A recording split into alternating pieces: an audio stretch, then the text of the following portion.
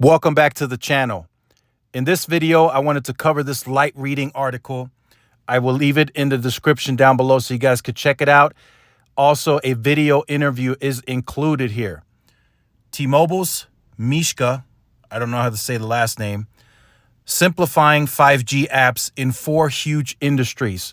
So I wanted to talk about that because in the interview and even in this article, it's oversimplified and it's not that simple and easy as they make it out, right? We always got to look at it, then we got to break it down, and then we got to look at it objectively.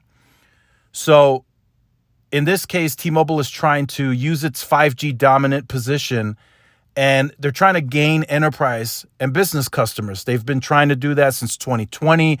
They're gaining scale, and they're only forecasting to get to 20% business share by 2025, which is still conservative. That's not even close to getting fair share.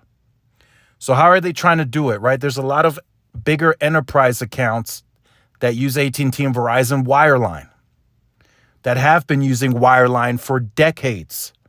So now T-Mobile is going to have to take the approach, if they want to get a piece of the bigger pie, they're going to have to convince and sell these large enterprises that they can use T-Mobile completely wireless and have the same capabilities and then some potentially, depending on the individual use case of the business.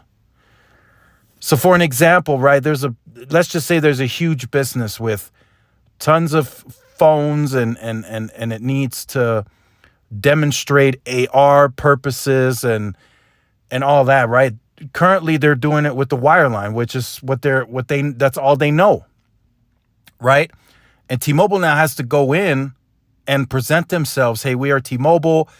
We are the leader in 5G. We can make this all happen wirelessly across your entire footprint. That goes from the metro core to maybe factories out in small towns, right? They might have a factory warehouse in a smaller city that's automated where they need that as well. And T-Mobile is trying to tie that all into one-stop shop, so to speak. You can get all of this done through our wireless product, whereas now, right, that company in the metro core, they're using AT&T's wireline, and then in the smaller town, they have to use something else. That's just an example, right? T-Mobile's trying to tie all that into one. Now, in this article, in this interview, the reason I say it's oversimplified is because they're saying they're already in talks with these CIOs and it's all good. That's still the small scale.